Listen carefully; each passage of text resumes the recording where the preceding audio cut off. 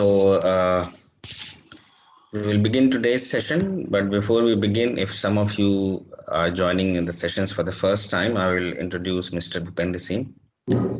So Mr. Bhupender Singh is currently an IoT product manager at Bliss Healthcare, and he has done his graduation in electronics and communication from Sri Mata Vaishno Devi University, Jammu and Kashmir, and then PG diploma in IoT from CDAC Pune. He was with CDAC for around 3 years in its R&D team and training team and conducting various courses related to IoT and other aspects. He himself is a skilled polyglot programmer and carries rich experience in distributed ledger technologies, wireless sensor networks, edge computing net frameworks, cloud native applications, embedded Linux, tech stack, and is very keen in communicating technical results and concepts to audience with various backgrounds. He has a thorough understanding of socket programming, C, Python, Node.js, SQL, time series databases, Prometheus, Docker, Kubernetes, Grafana, and other computing frameworks and languages. He has also published 10 research papers in reputed journals and conferences.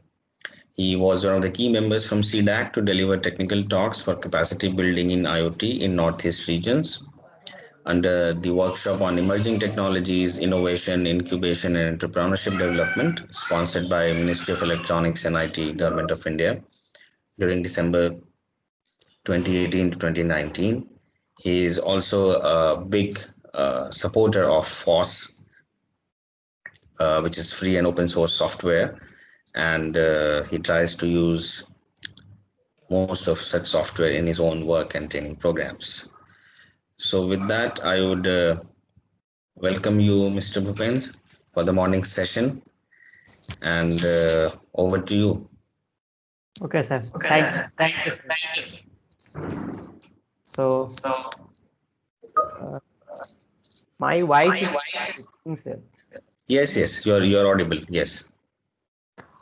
Okay, fine. So, today we are going to begin with this session. It's called IoT protocols. So, in majorly IoT protocols, if I talk about, so there are core IoT protocols like CoAP, MQTT, then AMQP, and of course HTTP is one of the protocol that is from last 20-30 years industry is using. So we'll touch down all those protocols that are actually important in IoT scenario. So basically touching all the protocols in depth at implementation level is little bit difficult with the time frame that has been allocated, but I will give my best to give you the correct resources that you can refer in future for like development perspective, because theoretical is one aspect that is good to start, but what are the open source tools and technologies that you can refer in future for like developing your core IoT solutions, and how industry looks towards these HTTP CoAP and plug and universal plug and play solutions in next 5 to 10 years. Of course, once we talk about IoT protocols, it means we are generally going to talk about how you are going to collect data from the devices and then route that data through gateway to cloud. Either you can talk directly from device to cloud. Basically, at a larger perspective, if you look out, there are only either two-layer architecture or three-layer architecture in IoT. So two-layer architecture, when we talk about, it means we talk about the devices that we have and they have IP capability. It means mostly we are talks about Wi-Fi modes or modes that have Ethernet capability. Other than that, IoT is getting a lot of attention with the devices having Bluetooth, low energy, Zigbee. It means low power devices, right?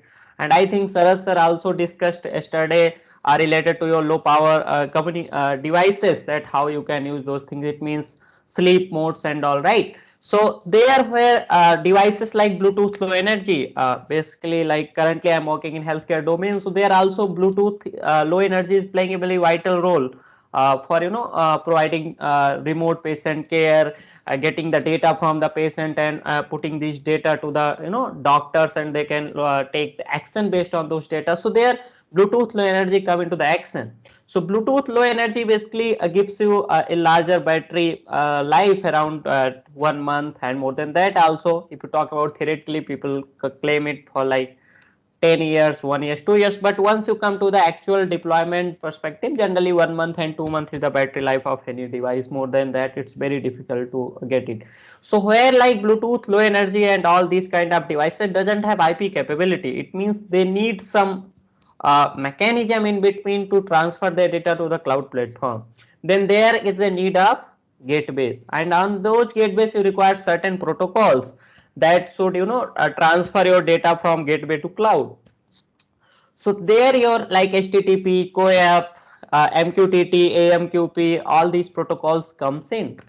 So either you can use these protocols if your device have IP capability directly on the end device and your device will be communicating to the cloud platform, and either you can go through like Bluetooth to Bluetooth communication till gateway, and from gateway to cloud you can use these protocols for extending your data from local network to the global network. So let's see a little bit the basics of HTTP CoAP and how universal plug and play, this is a very generic term, is going to make the IoT industry more closer to the deployment. Of course, because the major challenge that IoT faces is the deployment. As a development perspective, nowadays things are very accurate, very fine. Lot of development tools, technologies, even in open source are available. But once we move to the deployment, that what actually industry looks right. At academic level, we only talk about development, but in industry, we have to look for the deployment perspective, and where a lot of challenges come. So how universal plug and play, it means your IoT device is just going into a home and automatically once this device is getting powered on, it starts sending the data to the cloud. But with these things, IoT also poses a lot of challenges like security and all, right? So that we will discuss what are those things and later. So let us get started with HTTP. So before discussing with HTTP, you might have heard the term called REST, representational state transfer, right? So it's a very generic term that is used with the protocols like HTTP, CoAP, all these things, right? So HTTP, before HTTP, we must understand the REST. So REST is one important aspect which provide you the idea how one particular protocol should communicate from one place to another. It means from one device to another device, right? Either you can say in a client server architecture. So you need certain resources, you need certain methods, right? Some places you will find these terms used as resources, some places you will find these terms used as method like get, put, post and delete. For example, if I talk about an IoT scenario, you want to upload some data on the cloud, you want to delete that data if required. If required, you want to update that data, and if required, you want to get that particular data, like what is the status of the LED, what is the current temperature of the room, right? So you need certain mechanism. In REST, we say it as a resources. Like get means you want to retrieve some data from the cloud environment. You want to update some data, that is put, and if you want to create new data, then you have a post resource, and if you want to delete some data, you have a delete resource, right? So these things are mentioned inside the REST documentation that we refer. So REST is nothing but it's just a way of doing things. It's not a protocol, it's not a architecture also, right? So HTTP take the benefit of REST, right? So it has like majorly data exchange format. If I talk about, it's a JSON, JavaScript object notation, and one of the major data communication exchange format is JSON in IoT, right? So yesterday I was discussing about a little bit about dictionary, how dictionary works, right? So similar syntax JSON also follow, and reason behind that to use JSON is that it's very lightweight. It means if you are sending the data, so you are sending the data in KB, while if you will go for PDF or any other format for exchanging the data, of course your size will increase. And once I talk about IoT, so IoT it majorly take care in constrained environment. It means where your processing power is very limited on the devices, you are dealing with hardly 4 MB of PS RAM, or below that 512 KB of ROM for storing your firmwares. And then more important, bandwidth is one of the major challenges. So these things we need to take care while sending the data also. So what format we should use and what format we should not use. So that's why JSON is one of the major format that is used across the industry in IoT solution. And then coming to the HTTP version, right? So there are various versions of HTTP available, and latest one is 2.0.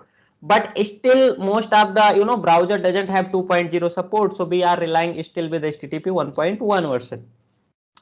And more important, HTTP everyday we deal, right? We open any web browser, www.google.com. On the top of application layer, by default your HTTP or HTTPS works, right? So if you are using S in secure mode, so it will be on the back side, it will be a socket layer that will be created, and it will be doing your communication in a secure mode. So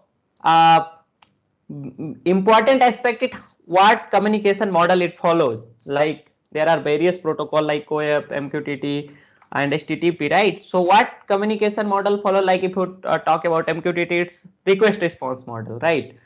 But HTTP is like MQTT is your publish subscribe model. But while we talk about HTTP and CoAP, it follows request response model. It means you can request some resource from the server, and if that resource is available, it means some data that is available on the server will be sent as a response by the server to the client, right? So that is request and response model. Take a very layman example that every day we deal on our thin and thick clients like your web browser or mobile web applications. In Google Chrome, Mozilla Firefox, we put some URLs, and we go for look for some resources, and if that resource is available on that particular URL, we get those resources, right? So basically it's a request and response model. So whenever we hit some URL on our browser, so we are requesting some resource from a server that is centralized place in a WAN network, right? And once that resource is available, we get that resource. For example, you can download some files. Either if you are looking for some sensor data, you will get some sensor data in IoT context, right? So that is a response. If that thing is not available, you might have seen multiple times you are getting some stated code like 403 not found. So 4.xx series codes. Then request is made from client to server, and response is made from server to client. So coming into the IoT context where request comes in, right? So generally request is made from client to server. It means here what is actually going to be your client. So your client is mostly going to be your most of the time if you are looking for retrieving some information, either your mobile applications, either your web applications, right, where some browser will be there to retrieve the data. But try to understand, we will also be making requests from IoT devices for generating some data my device is generating. So I will be also posting some data, I will be some creating data on the cloud. So at that time we will be also using the a request from our IoT devices side. So that IoT device need to run this particular certain SDKs, software development kit, that that must support HTTP, right? And for HTTP, the important aspect is that your IoT device must have TCP stack. Until and unless it doesn't have TCP stack, it cannot support HTTP. So in that context, your device will be doing the post operation in the backend. It means it will be creating some resource on the IoT platform, either you can say cloud. Nowadays cloud computing is less used in the industry. People have now started using IoT platforms, right, in IoT context. So response is made from server to client. So whenever you perform get request, right, get request, so generally you get a response, from server to client. So it's basically from IoT platform to the mobile applications, right? For example, you see this one example, I try to put it in the pictorial view so that things will be more clear, right? So talk about mobile, either web applications in client server architecture. So you are making a request, you want to understand what is the temperature of my room. So for that there will be some sensor put up in your room, and will be having some IoT device, and those sensor will be interfaced with that IoT devices. Like for example, in this diagram I have put up Raspberry Pi that we are going to see in the last session, in the third session of the day. So whenever you are generating some data, you are posting it to the IoT platform, right? So that data is available on the server, and once any particular web application or mobile application is making a request, it is getting in a response. You can see like temperature is equal to 27 degrees centigrade, and then media type means what is the data exchange format. So here you can see applications like JSON. It means data that is coming back to the uh, mobile applications or something, they are getting into the JSON format. So what is very important in if we are understanding HTTP protocol, so that is URL, right? URL that you see on your website, whenever you put like a HTTPS, HTTP colon forward slash www dot, google.com slash, some like application form, then query string, say like IIT Goa, right? So if you are interested for some application form at IIT Goa, so this way you look at URLs. So URL is nothing but generally if you talk about, so it's like uniform resource locator, right? So uniform resource locator means that resource must be available or can be located by any particular client, and uniform means this should be generic for any client. It should not be like for my mobile application link should be changed and for other mobile application link should be changed. It means it should be uniform, it should be generic for any particular application, right? And then if we have to understand how your URL looks like, for example, I have put up on the top of there http colon forward slash www.demo.thingsboard.io, so that is open source IoT platform. Colon 8080 means either you should see port number 80 or 8080. So here port number 8080 means your communication protocol is HTTP. Also from the top you can see that HTTP is written first, protocol name, and then v1 slash API slash humidity. It means there is some particular directory where my humidity data is getting stored, or you can say some path, some resource location. And then I'm looking forward to have does we have any data. It means I'm trying to query that does humidity having value 10 is available or not, right? So that is called query string when we talk about result is equal to 10. So here I have tried to elaborate it like, HTTP is what your protocol, 8080 is your port number, and port number is generally 16 digit number, and it ranges from 0 to 65535, and mostly it's, if you are talking about 0 to 1023, it is basically reserved for your internal applications. For example, like your inbuilt HTTP port will be used port number 80, right? And then for example, if you are using MQTT protocol, it will be using port number 1883. But mostly till 0 to 1023, the ports are used by your for your internal services. So kernel basically allocate lot of services internally, like for example, if you are running SSH, so by default port number 22 will be used for that applications, right? So port number generally ranges from 0 to 65535. So 8080 or 80 port number is dedicated for your HTTP protocol. And then result is equal to 10 is nothing but your query string. And www.demo.thingsboard.io is nothing but, if you talk about demo.thingsboard.io, it's a host name, right? So host name could be in two forms. Either it could be an IP address, either it could be have some generic name like demo.thingsboard.io. So behind that, the mapping of your IP address and port number happens, and there are backend protocols that take care of all these things. And then more important, where your particular resource is located. So here if you talk about v1 slash API slash humidity, it means this is the API that we have created, that my humidity data of my sensor is going to be posted at that particular location, right? So generally, if we are in an industry perspective, you talk about, so there is web application development where we have lot of available applications that we use to design our own platforms. So talk about most of the stacks, like one is mean stack, that is basically very powerful stack. Once you talk about dynamism and the speed, it so mean stack is means on the backend side you use MongoDB as a database for data storage, then Express as a web framework, that is from like Node.js, right? And then you have AngularJS for front end, and Node.js as a engine for running your application, right? So mean stack is one of the popular stack for web application development, but slowly and slowly, like Facebook and all introduces your MERN stack nowadays. So people have now started moving from mean to MERN. In those people who love Node.js and JavaScript, so they are now mostly moving to the MERN stack for developing these REST APIs, right? So MERN stack stands for like MongoDB, Express, and then React.js. Nowadays, React.js is getting a lot of popularity in web application development, and then Node, right? So front end is using React. So React is one of the popular front end technology that is used by your Facebook.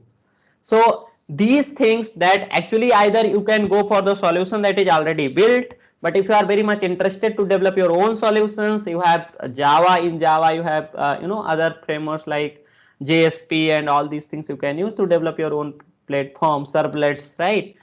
But popularity wise, if you talk about, so MERN stack and mean stack is one of the more popular stack that is used for developing these web application and creating these REST APIs. If you talk about Python for developing these APIs, we have something called Flask as a microwave framework. We have Django for developing these applications. So there are plenty of options available. Depending on the context and application need, we have to choose the stack for developing these applications. So there are a lot of methods apart from this four method, but these methods are resources basically are used by your HTTP internally to perform operations. So get is basically used for retrieving some resource state. So resource state means, if I talk about IoT perspective, so if you are like using any actuator like LED, right? Or either you can talk about your fridge that is connected with your IoT platform, either your LED bulb, right?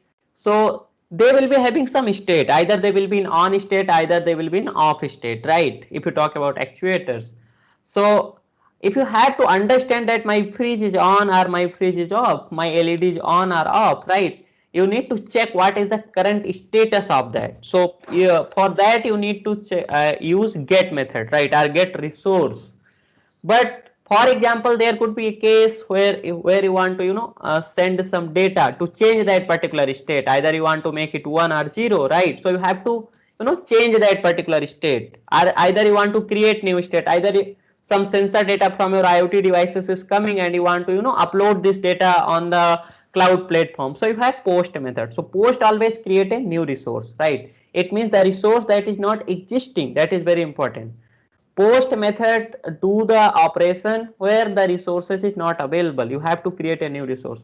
While if there is any new resource, then you can have put method, right? So for example, if you have a sensor DHT22, right, and it is having temperature and humidity. So if your temperature resource is already created, so you want to go and update that value. Temperature is equal to 22 is already there and some new value is coming. So you want to use put method, because temperature resource is already created, you have to just go and update it. So you can use put method. And then there is a delete method or resource that you can use to delete a resource. Suppose you are not no more interested that my data should lie in my database, so you can use this. So basically these are known as, in web development perspective, CRUD operations, right? Create, read, update and delete. So for creating you have post method, for read you have get method, and for your updation you have put method, and for delete you have delete method, right? So generally in web development terminology we say it as a CRUD operation. For CRUD operation we have these methods. So more important while dealing with these HTTP protocol, you might be knowingly or unknowingly made with these particular status codes, 2.xx series like 200, 201, 202. If anyone have done some web development using like post for testing your APIs using Postman or any other particular framework context to your HTTP or REST based applications, so you might have made these status codes. So 2.xx means if you have made some request to the server and if your request is successful, then you get a series of code like 2.xx like 200, 201. More of the time like you have made any request and you are getting a response at 200. It means your response is the request you made is successful and you are getting the correct response from the server. Then 4.xx series basically say client request problem, right? Sometimes you made the wrong URL, So, or sometimes you are trying to read, reach to a particular URL where your resource is not available. So in that case, you might have met with 4.xx series status code like 403 not found, forbidden, like this kind of status code. And then 5.xx is server internal error. Might be some server got shut down due to some networking problem and all. So in that cases, you will find 5.xx series status code. And then you have redirection status either error. Redirection means sometimes a place of the resource has been changed from one particular place to another place. Either you have started your communication from HTTP, but you want to move from HTTP to WebSocket, then again you need some redirection into it. So then 3.xx series code may come into the action. And then 1.xx is for connection upgrades. So generally you might have heard about a protocol called WebSocket. That is very popular protocol when it comes to the real-time applications, even in IoT, right? So where like uh, unlike your HTTP protocol, if you talk about, where there is a separate socket for request and there is a separate socket for response, it means two sockets minimum is required for doing the communication between client and server. And when I say socket, it means it's nothing but a combination of your IP address and port number, right? So generally in the backend side, you might have done certain socket programming in Python or C, so you might have understood what actually is the logical sockets. So while talking about HTTP protocol, you need two sockets. One is for like your uh, making a request and a response. But while once you deal with WebSocket protocol, there is only one socket through which your whole communication happens. It means only one TCP channel is maintained for the communication, right? So in that case, many times your WebSocket communication, if you are going to do so, initial communication start from HTTP, and then your connection gets upgraded to the WebSocket. It means from HTTP and then you move to the WebSocket. In those cases, you will make this code called 1.xx, that is called information to connection upgrades. So this is very basics of your HTTP. There are a lot of RFCs are available that I will share for sure for your like readings. If you want to go more into the depth to understand like their packet size, to understand their header format. So there are a lot of RFCs. When I talk about RFC, it means these are that is maintained by IETF, Internet Engineering Task Force. So this is major standardization body that take care of the documentations related to HTTP and then COAP. So they maintain the documentation in form of RFC, request for comments, right? So that those documents I will share to go more into the internal if you want for this. And if time permits, we will see certain demos also, at least sending some data to IoT platform using these HTTP. So next, and one of the protocol that is going to be more going to be get more attention in IoT ecosystem, or you can say IoT industry in coming years. Still CoAP protocol is not that much matured if you talk about development perspective in the industry. So people are still relying more on MQTT, either the HTTP, but this is one of the promising protocol once it come to the uh, constrained environment, right? So after MQTT, CoAP of course is going to get a lot of attention in IoT industry. And if you have to read about more in detail in CoAP, you can refer RFC 7252, right? So once you will put on Google RFC 7252, you will get the official documentation of CoAP, like related to everything, how your CoAP header looks like, what are the features that are available in your CoAP protocol.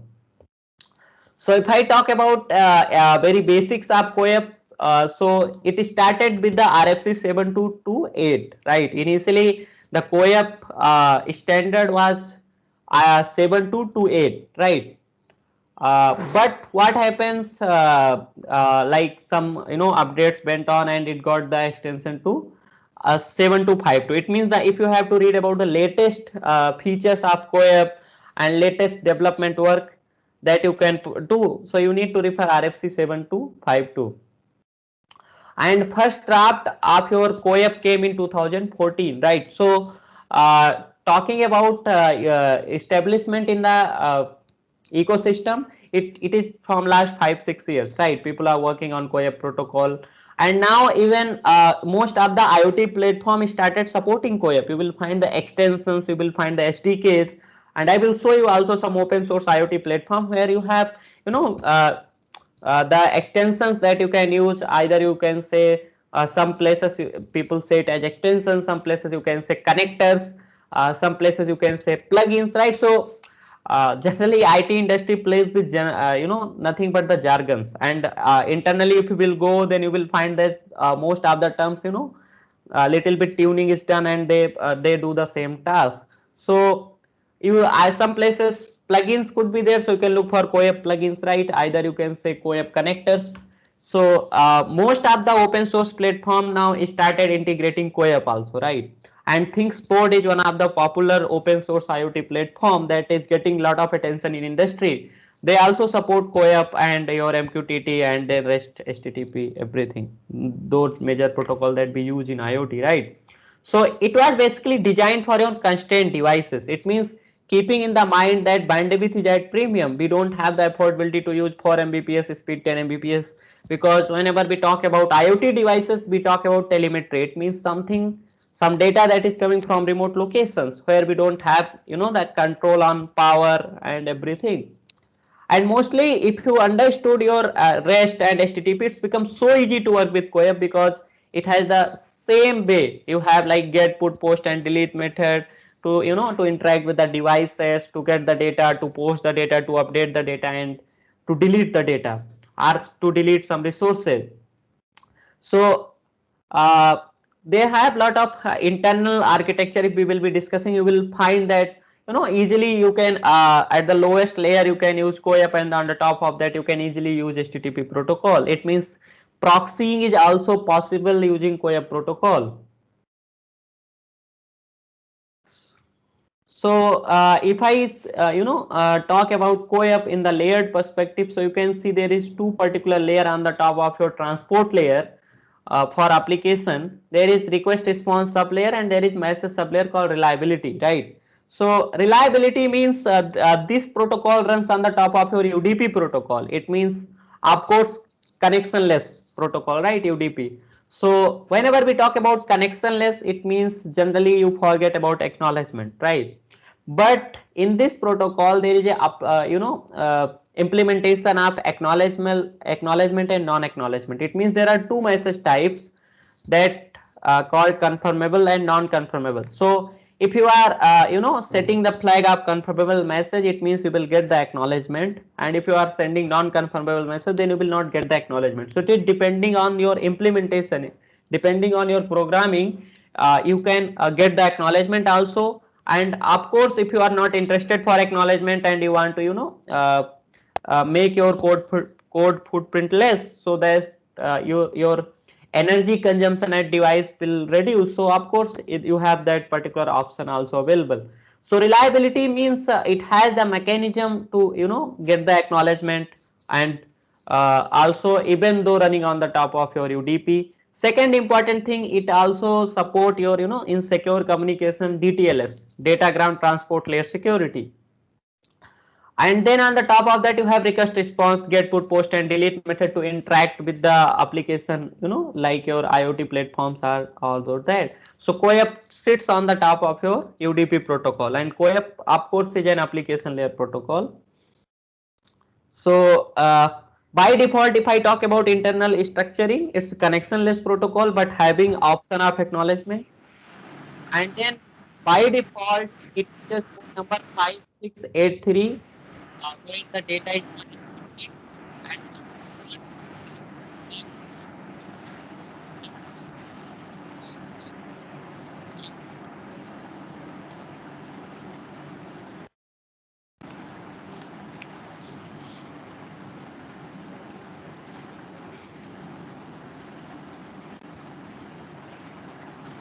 so internally if I talk about why it is good suited for your constrained environment, right?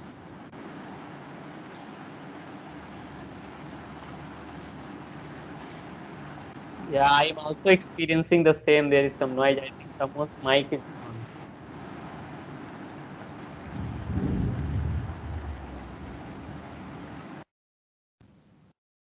Yeah, fine now. Thank you. So I hope now things are fine, right? So if I talk about features perspective, so internally why IoT is CoAP protocol is very good for IoT. So whenever you read about IoT protocols like MQTT and CoAP, the major implementation side, if you will go and will bend down to the lower states, you will find its header size is very less. Like you talk about HTTP and all, they basically deal with 20 to 60 bytes of large headers. But you talk about these protocols, CoAP is having fixed size of 4 byte header size. It means if you have to send 1 byte of data, sensor data, you just need to deal with 5 bytes of header. However, if other protocols you talk about HTTP and all, they carry lot of headers if they are running over HTTP and all, right? So this is one of the major benefit of using these protocol at the application layer. And they have also security, so you can easily send your data in the encrypted format. And there is something called concept of tokens. So we will discuss in coming slide how actually token looks like. So there are two things that CoAP uses for its internal mechanism for matching your acknowledgement, request response and all. So there is something called message ID and there is something called token ID, right? So tokens are basically used for mapping your request and response. So there could be a case that you send a request and you get an acknowledgement and you are getting a response in a separate tray, right? In that cases, how will you able to understand that whatever request I made, I got the response? So to take care of this, basically CoAP protocol, your client generates an token and server, basically attach the same token. Server do not generate any token. It duplicate the same token and attach that token with the response, so that the client should be able to understand that, okay, I made this request and I got the response of this. So we have a concept of token. And similar to the one that we talk about, we have uniform resource identifier, either you can say URLs, and then content type for sending the data and getting the data from a centralized place. Then built-in discovery, there is a method called discovery method that is available in this CoAP, with which you can search easily whatever the devices are available in the network. And more important, it has 4 message types, what is called confirmable, non-confirmable, acknowledgement and reset. So when we talk about reset, it means many times it happens that you got the chunk of data but you have not got the correct data. In that case, you can send the reset message. Then you have acknowledgement, right? And then you have confirmable and non-confirmable message. Confirmable means you are requesting for acknowledgement, and non-confirmable means you are not requesting for the acknowledgement from the server. So these are 4 basic message types that are available in your CoAP protocol. So if you see how this data exchange happens, because if you will go for the implementation side and you are using any particular packet tracer tools like uh, from Cisco, you have Wireshark, right? So you can use Wireshark to analyze these protocols while running on your system client and server. So you will be meeting with these kind of IDs, like say there is a confirmable ID that is called message ID 0xAA51. You made some request from your application to get some data that is available on your server or IoT platform, and that data is sent by your IoT devices. Say pressure you want to check, right? And some sensor that is sending the pressure. So you will because I am talking about confirmable message first, so it will get an acknowledgement. So acknowledgement has the same message ID, like you can see 0xAA51, right? So for that particular confirmable message, you are getting an acknowledgement. So acknowledgement is carrying the same message ID. But there is one important aspect that need to be noticed at the client side. There is some number called token. Token is 0x14. So that token is generated by your client while making the request. But that token number is not associated with the acknowledgement, because token number had nothing to do with the acknowledgement. However, when you are getting the response in a separate tray, right after the acknowledgement, you can see there is something called confirmable ID 0xA52. It means that is new message ID, and then you are getting the data 1000 SPA, that is pressure value, right?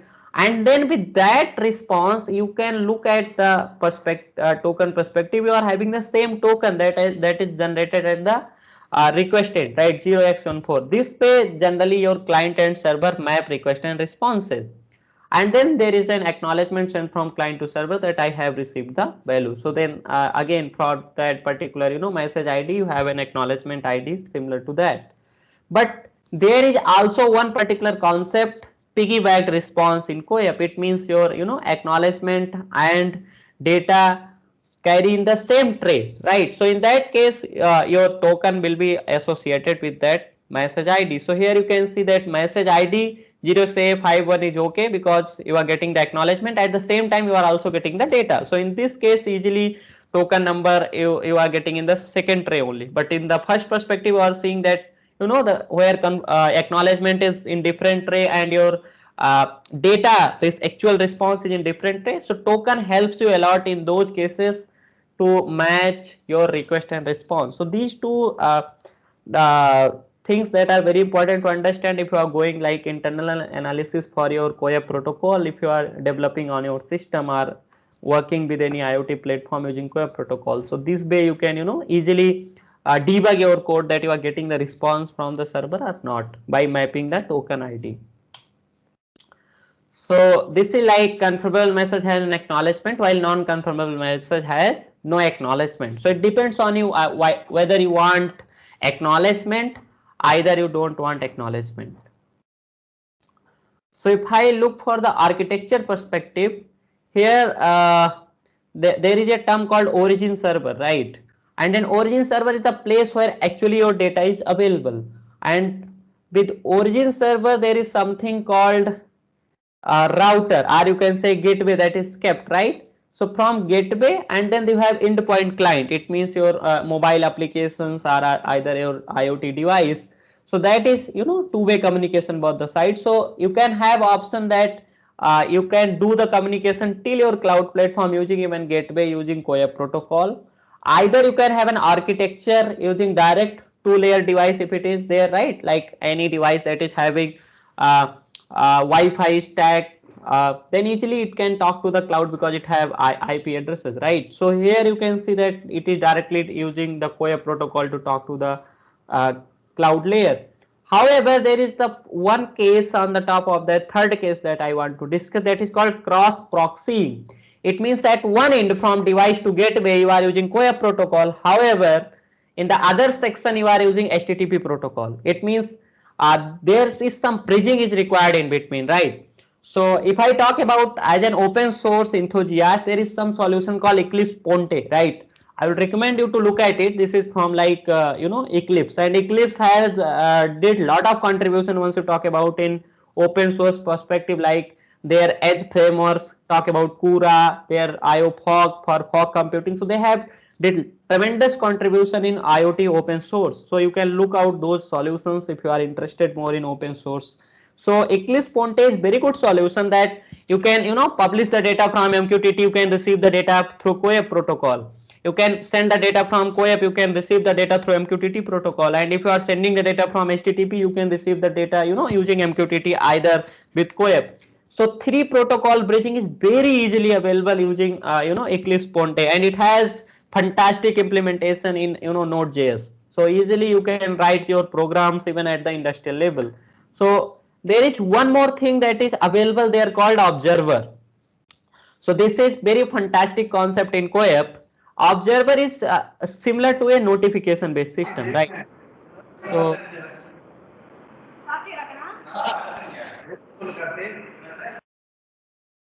for example, there is a case where you want to test the status of a device. So whenever that status change, you automatically want to get the notification on your system.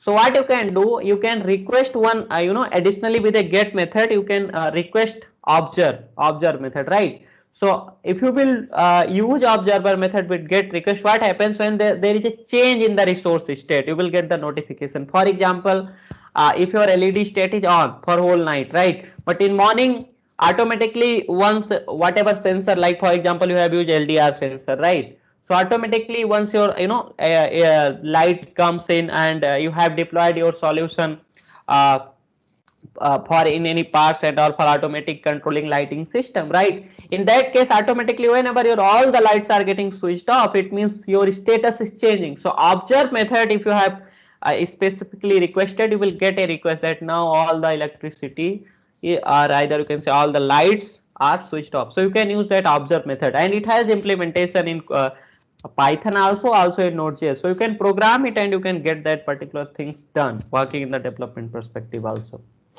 So this is like very brief about CoAP in architecture side and implementation side. I'll give you some hints how you can use these implementation. What are the correct places that you can refer for the implementation after finishing this. So now coming to this particular solution called UPnP, right? Universal plug and play, right? So this is very generic term that is used for like whenever you are deploying any network device that should not require any human intervention. Automatically it must connect to their access point and should start transferring the data to the cloud environment and all. So if I talk about majorly in IoT perspective, because this term is very generic used for printers and any other network device. So if I talk about IoT perspective, how you can enable this universal plug and play. You can buy any IoT device that have Wi-Fi stack for like if you are interested to use Texas, you have CC3200, very popular mode.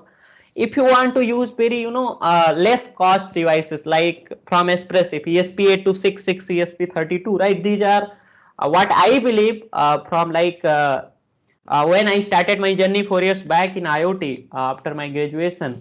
I bet into more into the development side. Till graduation I was more into just understanding concept and all. There was very less development in IoT. Major development I have seen from the day when I even AWS and all were not having IoT platform properly. Even open source platforms were having very few implementation. I was writing some code in 2017, but next day that code was not working because the next day there is some change on it, right?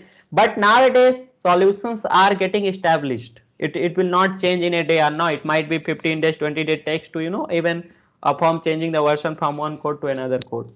So how you can implement this plug and play solution? For example, I will talk in the deployment perspective. Development is so easy.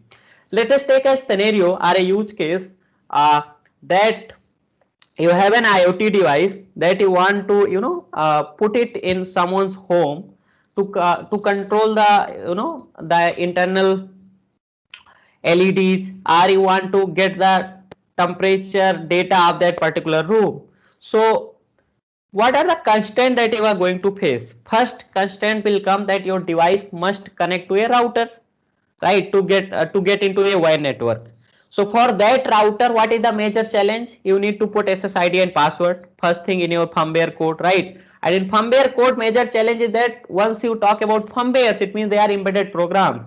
Once you flash that code or burn that code into the device, and if that device went to the remote locations, if at your home, no problem, right? If your that device is connected to your system multiple times, you can update that code, there is no problem. But once you put your device in someone's home, it means your device is not in your hand. And if you have to update that code, you need to look for some other means.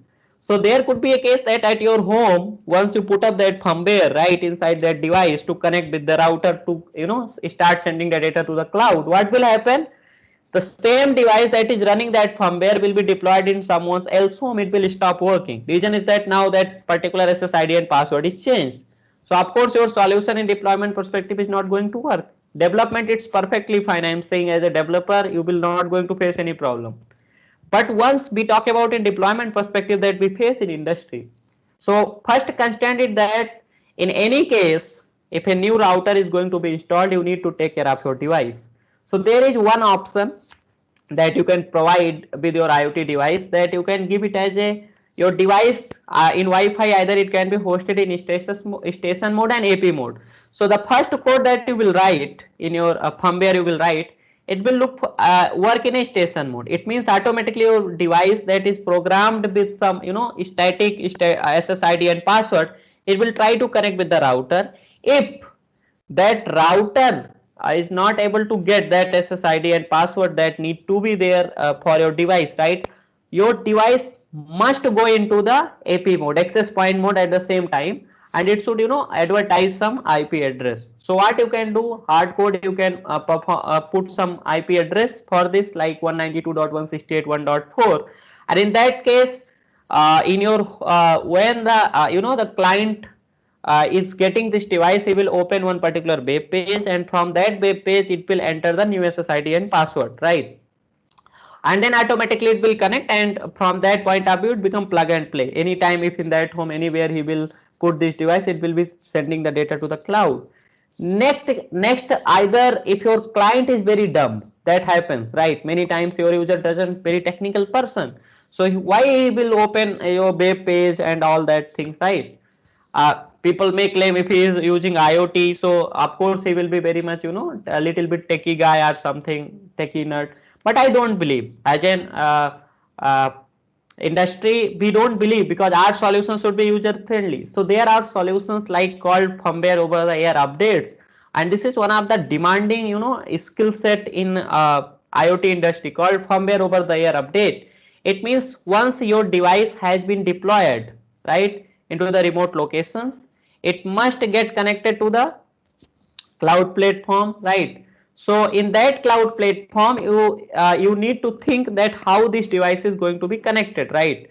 So first you need to put firmware, and then best way to go with your either if your Wi-Fi is not working, so you should look for two things. You can use easily your cellular based solution. So first, if it will connect with the cellular, it will get the data.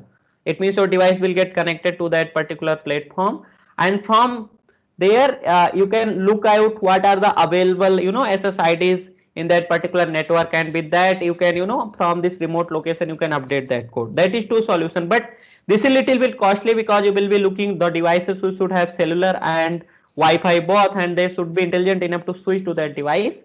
So the better solution that still people are using in industry is they are like using firmware over their updates. They are not asking anything to do the client, but whenever they give that device, right, they give their device, they generally put like once you buy your router, right, so initially they have one particular IP address 192.168.0.1, either 1 right, and some username and password.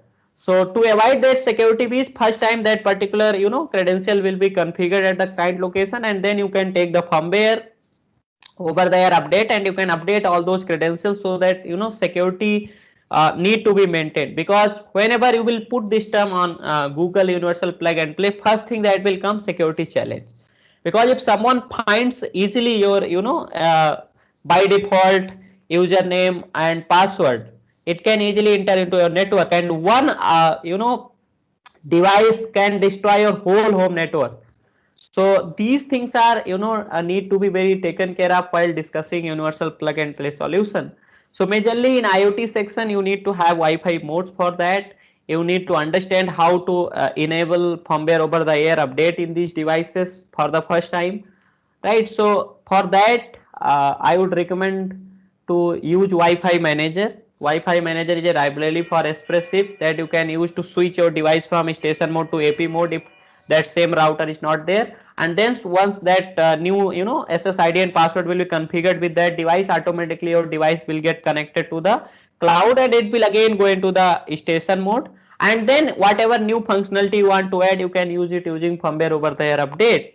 And in open source, if I talk about, you have a platform called m-net. M-Dash basically on the top of your Arduino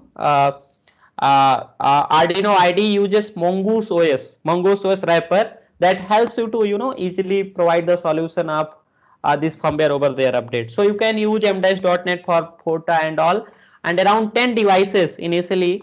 If you are not using commercial and you want to go for some testing purpose and all, 10 devices are free to connect. You don't have to pay any amount. So let me show those things, how those things basically works in the actual deployment perspective. What are the IoT platform, how they are, you are going to check that they support HTTP, they support CoAP or not. So I'll discussing in next half an hour those practical scenarios. So before that, I'll love to hear from you if you have any doubt into it. You can ask your query, and then I'll move to the actual development perspective, how you can deal with these things. Either we can keep the doubt session in last. Both the options we are open, right? So this is very basic of your HTTP CoAP and your plug and play solutions, right? So let me go one by one. So there is a platform called ThingsBoard. This is open source IoT platform. Okay, for IoT protocols, actually, there is one important, not simulation, but Node-RED is one important platform. With that, you can use actually your prototyping or solution without writing lot of programs. This is very fantastic solutions. Once if you are not very good with the programming and you want to use CoAP, MQTT, connect your data to the cloud, databases, everything you can use with this Node-RED, right? So this is from IBM and it is again open source. So generally in industry, we people use this platform for showcasing our initial POC to the clients without device. So here you can easily even writing without any program, you can control your devices and all, right? So this was the question from someone that how we can use these for simulation, and also easily you can create dashboards and all without cloud also. So in second half, once I will be discussing MQTT, I'll give you a little bit flavor of this Node-RED, how you can use this Node-RED. So before that, let me go with this platform, open source IoT platform. So in the whole, my talk for the day, I will be relying only open source, because I believe open source is one of the best things, that is available for educational community as well as for any beginner to understand the concept and, enable the test bed or proof of concepts. So ThingsBoard is one of the best IoT open source platform that you can use for creating your solution, connecting your devices. So if we study like HTTP and CoAP, so first we need to understand that if my device need to be connected with the cloud platform, it must support the extensions or connectors should be there, right? So if I go into their documentations, right, documentation side. So here, if you will look at that particular site, what are the things that they have available, right? So here, if you talk about platform integration, they have HTTP protocol. It means easily you can use HTTP protocol for sending your data from device to cloud. You have MQTT protocol. Then more important, OPC UA, right? I hope some of you might have done some work on OPC UA. Now SCADA based systems are getting replaced with OPC UA, right? OPC UA is one of the fantastic protocol for industrial IoT. So people are using with PLCs and all with OPC UA protocol. Then you have HTTP MQTT, and then you have CoAP protocol also, right? CoAP implementation is also there. So if I will go into the integrations, you have HTTP, MQTT, all these things are given, but CoAP is also there, right? So let me show you that particular part. So these are two things that is very important. What once I discuss about this IoT platform, it has two versions. One is professional edition, one is community edition. So professional edition, of course, have their support system. If you are working in an industry and you get stuck somewhere, so their team actually help you out to understand the problems, and more features are there, like email plugins and everything is there here. A remote procedure calls, you can easily update your device from any particular place. So let's see that how you can use your HTTP protocol here, right? So if I go into their guide section, right, so they have given lot of important data here. So what are the features that are available here? See, so in their hardware samples, they have ESP32 OTA ThingsBoard. It means suppose you have a ESP32 device. This device, I don't know is it visible or not. This is very from Espressif. This is very powerful device having Bluetooth and Wi-Fi uh, radios. So this is the device that I'm talking about, ESP32, right? From Espressif, right? So this is very fantastic low cost and low power device, having now even low power solutions. You can also integrate it, support deep sleep modes and all. So this is very good board, and it comes with lot of variants. So I, as a beginner, if anyone is beginner, even AIoT, artificial intelligence based solutions, you can also run on these devices. So they have now multiple variants of these devices like Solo, Roam, Rover, and they have, if you will go into that, you will find their flash is, you know, in multiple variants. It is available 4, 8, 16. Like for example, if you have to go through these devices, so you can find it out. This is dual core device, right? And they have support of protocols that you seen yesterday, UART, SPI, I2C. It means wired communication you can also perform. Like some microcontroller you have, where you have, you know, implemented your sensors, and those sensors you have integrated in those microcontroller, and they doesn't have any, you know, capability of transferring the data to the cloud. So then you can use wired based communication to your this ESP32, and then you can extend your data using Wi-Fi mode. So these are a lot of variants. So PS RAMs are also available in some variants like Rover series, right? And they have flash RAM in multiple variants, 4, 8, 16. So this board is very easy to start in IoT. If you are like want to develop your quick prototyping, you can easily use ESP32, and lot of documentations and sample codes are available over the, you know, multiple communities. So easily you can find sample codes. Even from Espressif it is also available, lot of sample codes, integration of those sensors. So you can find it, buy these boards if you want for practice. Though again, I am not the brand ambassador for this, just I am giving the suggestion. It's so easy as compared to any other board that available in the market for like your developing solution also. And it is very less costly, 650 or 700 rupees is the cost of this board, having Bluetooth and Wi-Fi, right? While if you will move for TI CC3200, and they are costly. So you can easily program your, you know, these devices either using Espressif ID, that is official ID available from Espressif. Either you can use Arduino ID, right? So Arduino ID has all the libraries to integrate these sensors. So you can use these particular IDs also, and then in that you can use MQTT SDK, HTTP SDK, all those things to connect to the IoT platform directly with these devices without having the need of gateway. If you are not looking for edge computing or, you know, fog computing, looking for downsampling of the data, are more concerned about HIPAA compliance and all, if you are working in your healthcare industry, so you can directly send the data to your cloud platform using these devices. So coming to the things board, see there are a lot of sample examples are given, like ESP32 PicoKit GPIO control and DHT2 sensor monitor using things board and Arduino SDK, right? So easily you can use these particular, you know, ESP32 based devices, and you can check some, you know, sample examples are given. So like here, if you talk about very you know, fantastic documentation is from there. If you are beginner, you just read it properly and you will find everything from connection, from connecting your device, how you can add your device on this platform, and then, you know, these access token, how to generate those access token, how to enable your ESP32 device in your Arduino board, because by default Arduino board doesn't have ESP32 based packages. Of course you need to, you know, enable these packages. In that case you can use this particular platform to enable these things, right? And then see here, Arduino HTTP client, it means they are going to use HTTP protocol for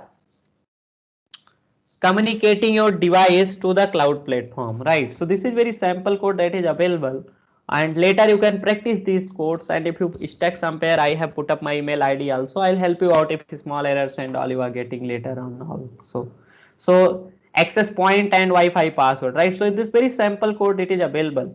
This is nothing but a boilerplating, or you can say it's just a, you know, template that is available, you can easily use. So these are like nothing but your LED numbers that you want to control, right?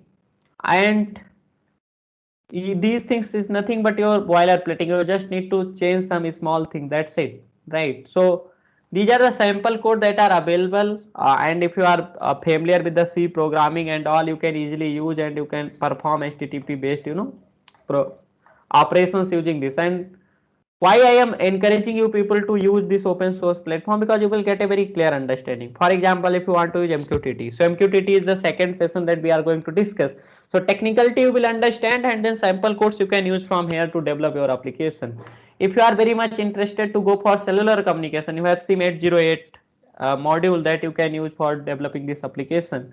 If you want to use ESP8266 port, this is like before ESP32, ESP8266 was there, that you was having only Wi-Fi capability. Then you also have the sample codes and demonstration video, right? So it will enable you to do your coding by your own self, right?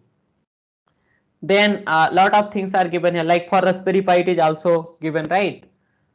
So bare metal boards is also given there, and Wi-Fi boards are also given there. So let me give you a very basic hint how you can, without device, you can practice sending your data to the cloud platform. So first perspective is, these are the sample codes that later you can practice once you have these devices to understand how your IoT ecosystem works. But first thing is that how to start with this IoT platform, right? So the basic thing that you need first to create your account on it, right? So if you will go on this, so you can use demo things board sign up page, right? So here it will ask you to create a particular account on it. So a more important thing is that you can also install this platform in your own premises, because this is open source, right? So if you don't want to use this cloud platform, if you want to test it, you can deploy this whole cloud platform in your location, right? So this platform, you need to create an account. So if you are interested, you can easily create an account here using this demo.thingsport.io sign up page. So I am directly signing in on this platform because I have already account on this. So this will prompt me to the login page, right? And if this particular account is already logged in, so it will directly make me to internals of this particular ThingsBoard platform.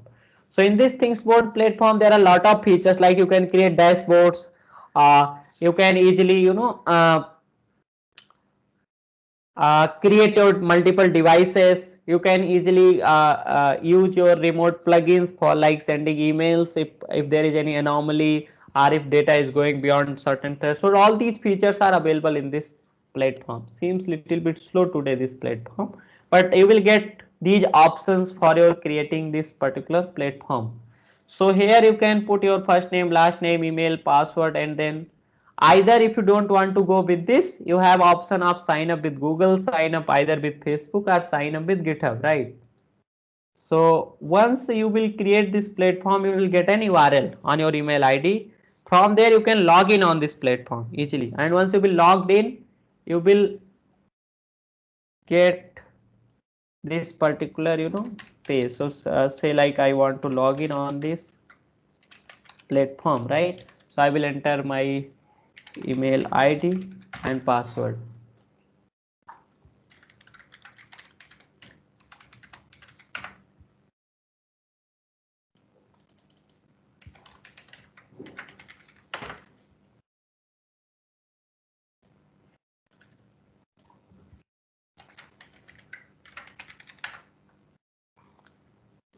Okay.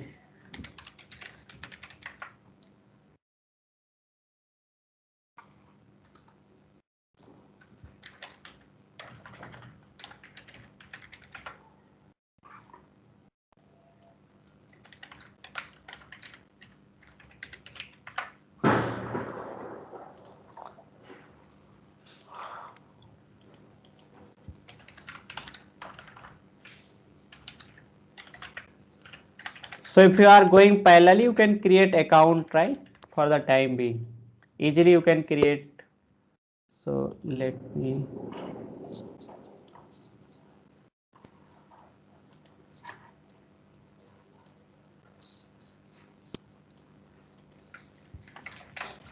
reset my link for a second, and then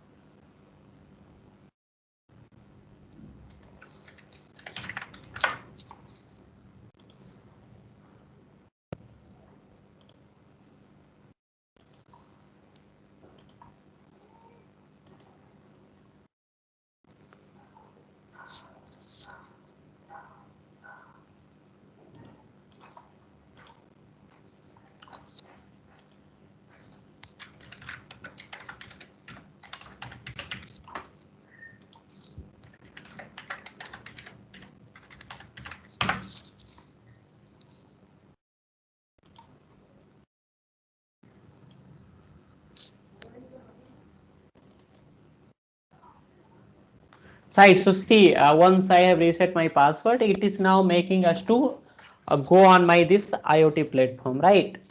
So there are multiple things given, like customer management is there, asset management is there, entity view management, device profile, devices. Device profile has just recently added in 2-3 days before. Audit logs, dashboard, widget library. So you can explore these things later, like customer management, how you can allocate your devices to the multiple customer, like uh, I have created certain customer, right? Different customers. So customer means, like for example, you have multiple clients, right? So you can assign your devices to those customers. So first thing, once you will go, you will find that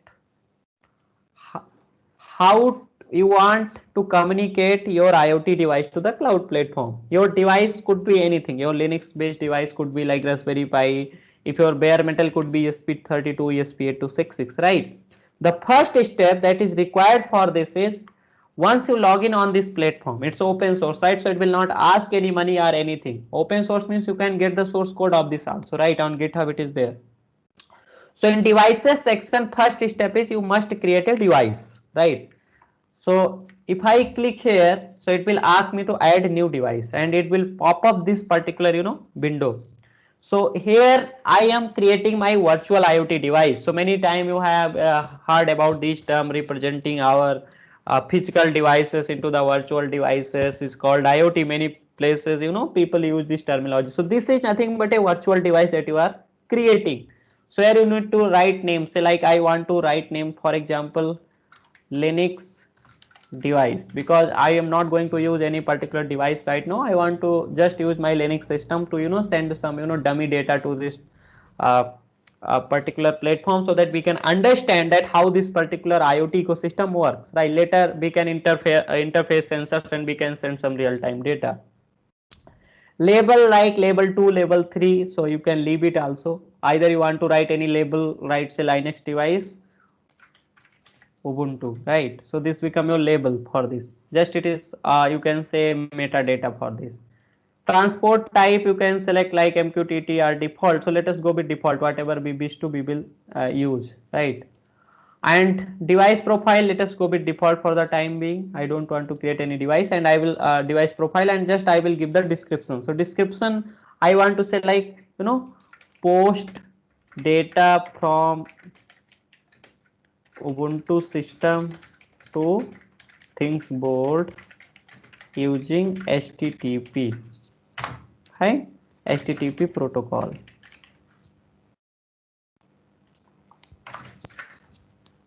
Using HTTP protocol, and once you will click on this next page, it will throw you credential, add credential, right?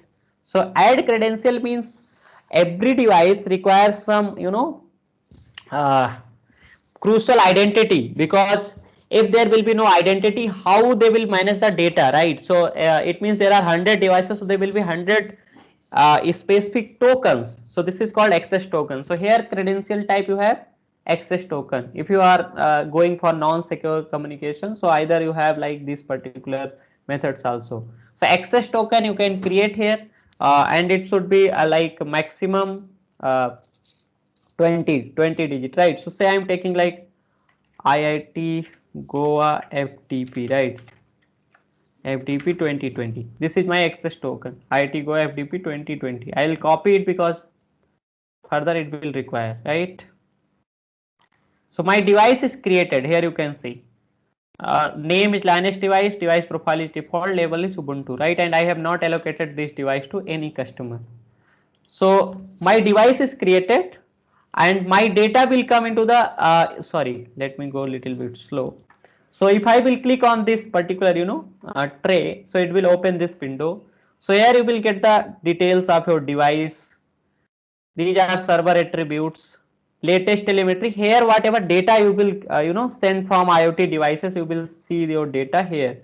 Here you can configure your alarms and all, some relations. If there are outbound relation, inbound relations, you can create an audit logs data, and all related logs you will get here. Say here like credential updated, devices added. So whatever I am doing, I will see here like audit whatever we are doing on this particular ecosystem in these devices. I will get the audit log related to this device. So how to get started, right? So the very basic things some of you might have practiced also. There is a curl command. With curl command, server people like someone who is might have working in the server domains and all. So you use curl command for posting some data, like you fetch some CPU, CPU load, and you are sending data to the cloud platforms. All those things you can use curl command, right? And there is someone has raised hand. Yes, do we have any question?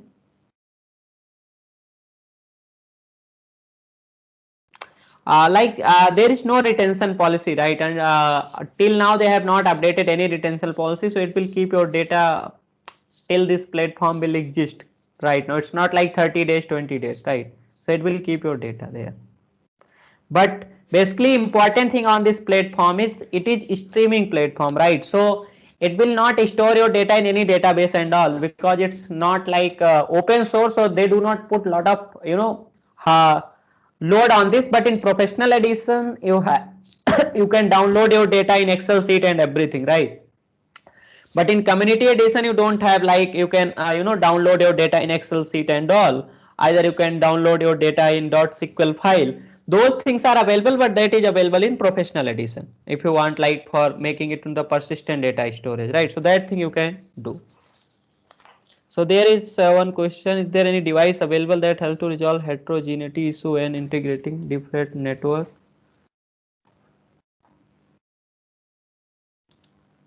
Different network together.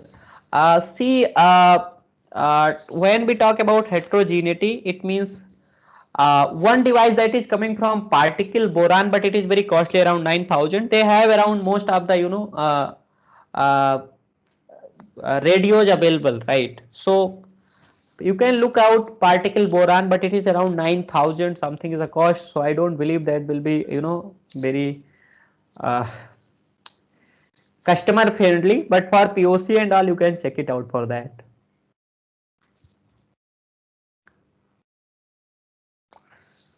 So coming to this, how we are now going to send this data on this particular platform, right? So if you will go on their REST APIs things board, if you will put there, they have given you some sample example right here. One is Swagger, that is available, that is not more important for this. Here you can see Thingsboard API reference, right? This is available in your docs API section. Okay. So here MQTT, CoAP and HTTP API is given. It means we have studied CoAP and HTTP. So we can see how we can send these data to the platforms, IoT platform practically, right? So let us go with first with HTTP API, right? So data is JSON format, key value pair, right? So here some examples are given. I was talking about post methods, right? So you can see here like given curl -v -x post -d stands for data, and this is file telemetry data as object.json notification file, and this is localhost.8080. If you have installed this platform on your system, might be on an Linux system, right? Then easily you can use this particular URL, right? Then you have this particular API /v1 $, this is your resource path, and then header content type application /json. It means your data format is going to be the JSON format, right? So let us try with this command and check that is it working or not with this device, right? So let me create one particular file here. So 1 minute, give me a minute, let me open my terminal.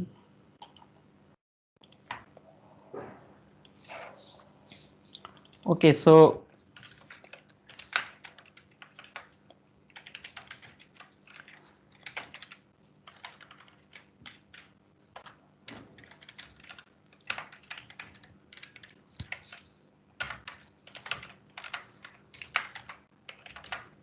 okay, so let me first create a JSON file of some dummy data, say like sensor data dot json. Later you can extend these application with the sensors also, that is not very big deal.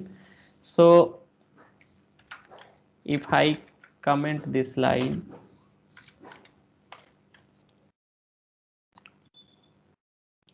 okay, so let me first create one particular JSON format. Say like I want to create JSON format is key value pair only, right? And it is again similar if you have practiced.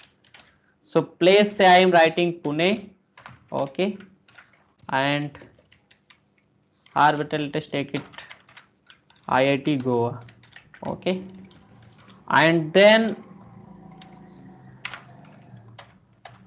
comma, and then you can write like sensor name. Say sensor name could be your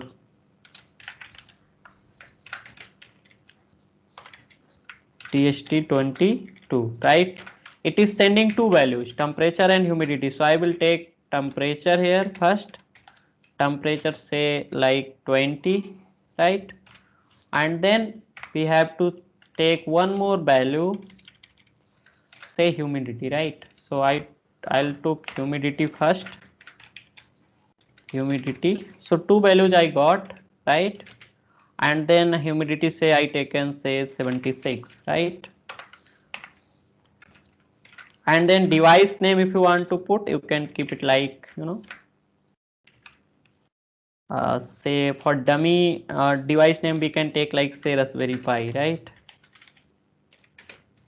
Because Raspberry Pi also support Linux environment. So here comma will be there,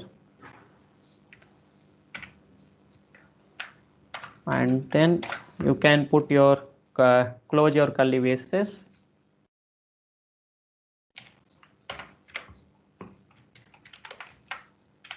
So let me first so here what need to be changed? First, telemetry data object.json file. So I have created sensor data, right? So we have to change this particular name, sensor data.json, right? Then again this particular URL will change, because that URL that we are using is demo.thingsboard.io, right? Then API slash v1 and access token need to be changed, right? So that access token we need to check from here, right? So if I will go in details and manage credential section, I will find the access token. I'll copy the access token from here. It is in manage credential section, right? So I'll copy the access token here. Telemetry header, everything is fine. It means now my command is ready for posting the data curl, right? So I'll copy this command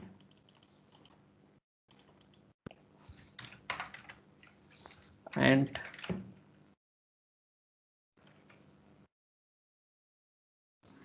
okay, so it is, you can see here it is coming like HTTP 1.1 200. It means this is success, right? So let us see data has came here or not. You can see whatever data that I sent here using HTTP, my data is able to reach to the cloud platform, right? So very simple, you can use this HTTP with Raspberry Pi writing your Python code or anything, right? Very simple, just you need to change this particular thing with the uh, you know exact some APIs will be there from the sensors, and those sensors you can integrate easily and send the data. So let me give you one more example of Python. How can you use Python to send this data? So this we have just use curl command for posting the data. But how we can use Python implementation? For example, in Raspberry Pi tomorrow, you are interested to work with the Raspberry Pi board, and where you integrated some DHT22 sensor, you want live data. So you cannot use these curl commands and all. It is good for like you can also use this command, but little bit reverse engineering will be required. So best is to go by Python, either Node.js based platform. So for that I have written very basic code snippet. Let us try it out that it works or not. So it's very simple. You will find that 2-3 lines of code are enough for your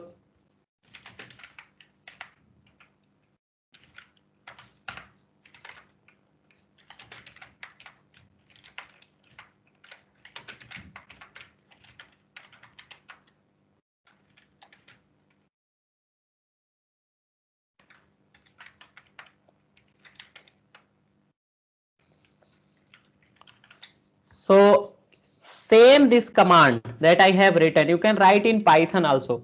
Just you need to,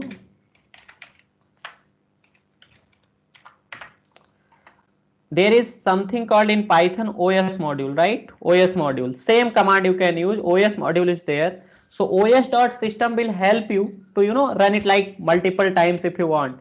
So here you can write data.json file is there.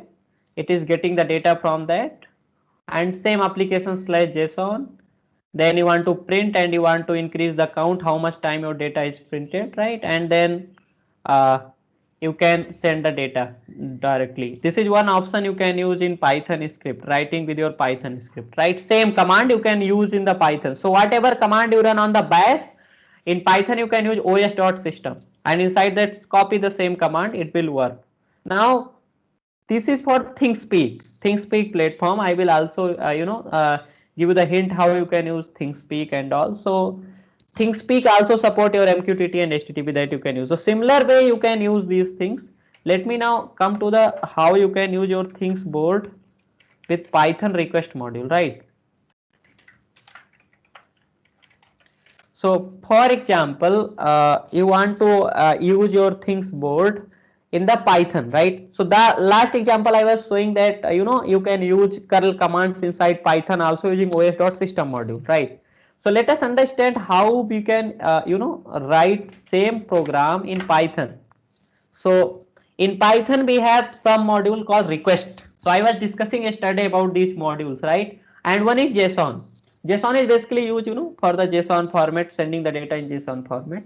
So here, if you see, there is an API called post. Similar to that, you have get API. Post means you want to send some data to the cloud platform, you want to generate.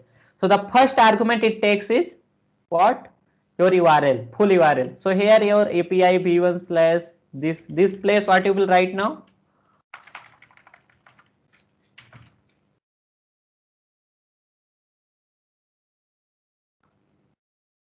One minute.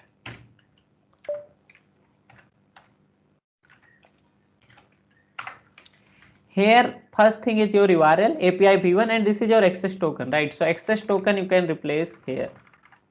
What was the access token? Let me check again. So you can go in manage credential and you can copy this access token, right? So here you need to put this access token, right? And telemetry. Next is data is equal to json.dumps. Json.dumps is basically used to convert your dictionary into JSON format. So here I have taken temperature 22, humidity 78 in the dictionary format, and json.dumps the function will convert this data into the JSON format. That's it. And comma headers, content type application slash JSON. And then you want to print your status code.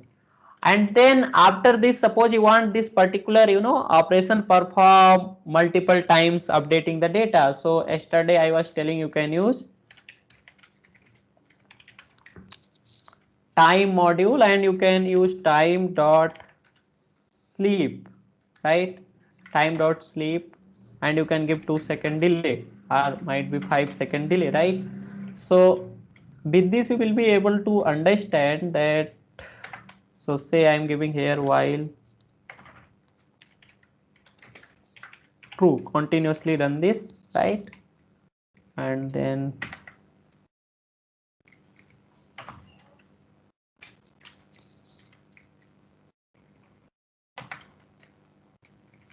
so 5-second delay, right? So in place of this, if you are using any particular sensor, so yesterday I told how you can use. So from this temperature and humidity, in place of this you will write the API that will be giving you the data on this, and then same code will run. 3 lines of code is will be able to send your data from Raspberry Pi to the cloud platform. It is so easy, just we need to understand the concept. So let me try this code. Okay, so Python 3, and then let me go with this. Okay, so it is saying 200. It means my code is successful. So let us see that this data is coming or not. So here, how will you able to distinguish latest timestamp 11 30 44? You see that after 5 seconds this data will be getting updated, right? 55 temperature 28, humidity 78 we are getting here. So this is the real time data that is continuously coming from my device after every 5 seconds. And the best thing is that you can create easily dashboards also here. Just click on this, click on show on widgets, and you can create dashboard. So it's a very easy platform for getting started in IoT domain, right?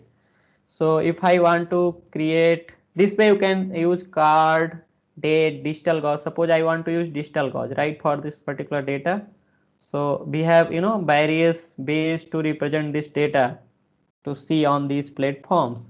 So these are the nothing but not real time data. This is dummy data, but this data is coming in real time, right? Because this is the streaming data.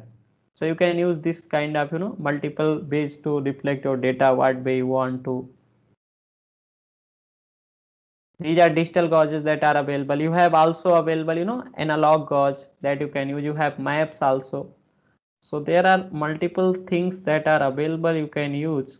Analog gauge is also available for this, right? Like this temperature if you want. So if you will add to say dashboard, you can change these units and everything, right? That we will be discussing also in coming. So you can create new dashboard. Say I want to give like IIT Goa FDP, right? And if I will go here, I will add this. I will be able to see my data that is coming from that particular place, right? This way. You can edit this, you can make it as large as you want. And so this is the way IoT ecosystem, or this is a very common example where you are seeing your data from devices coming to the cloud platform where you are able to visualize your data. So this is one HTTP. This way you can use same. You have also the CoAP API that you can use, right?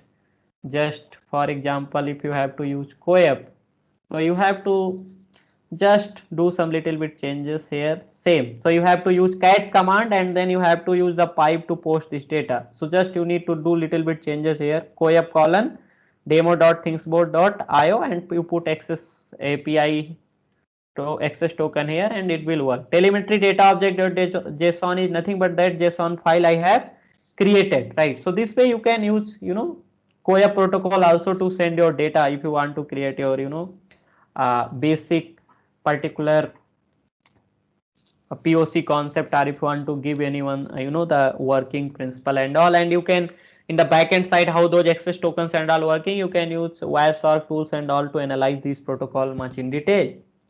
So this is very basic of your CoAP and HTTP that you can get started. Later you can use for anomaly detections and other things you can integrate in your just implementing your programming logic, right? So this way your protocol generally works. So now this session is almost I think over, so we will cover other aspect also like MQTT and all in coming session. So now I think if questions are there we can take questions.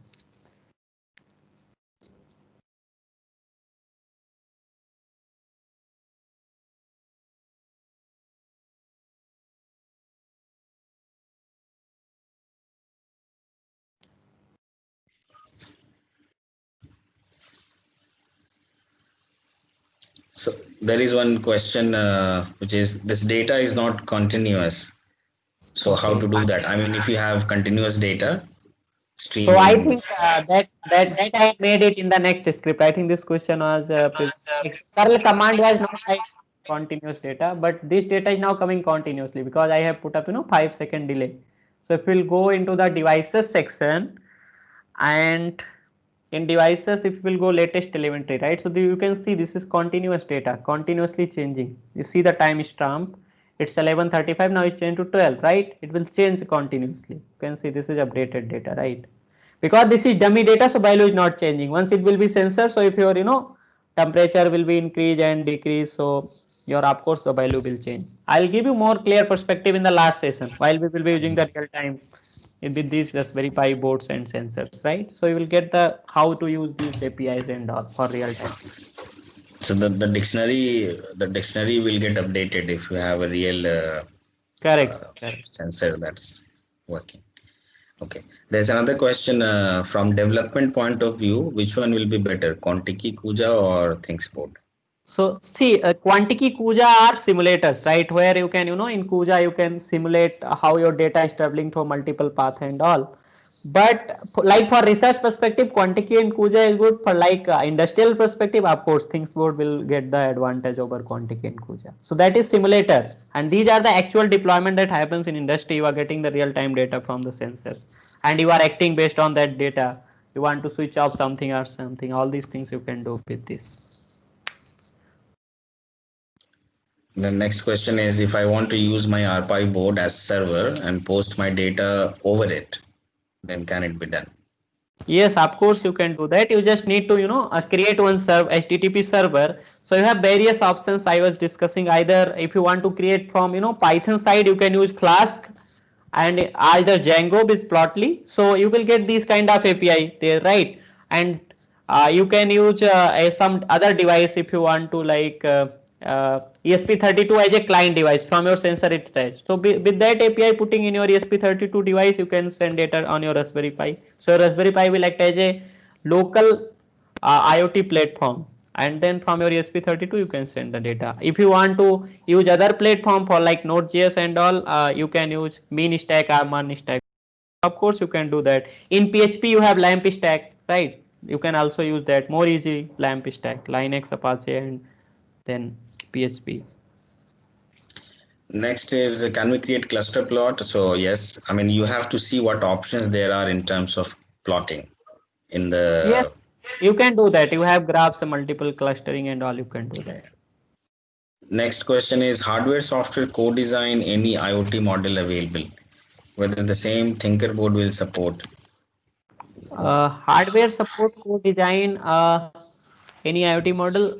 See, anything, if you talk about even this platform, these are hardware and software, both the things are, because in IoT without, combining those things, you cannot even think about IoT, right? So these things are nothing but your hardware, software, co-design IoT model. Like things, any IoT platform you talk about, you need to write certain code, right? Then your hardwares are getting integrated with these platforms. So of course, these things are available, multiple, even AWS IoT, you talk about Google IoT, ThinkSboard, Thinger.io, IBM Watson, all these platforms are this only hardware, software, co-design model only.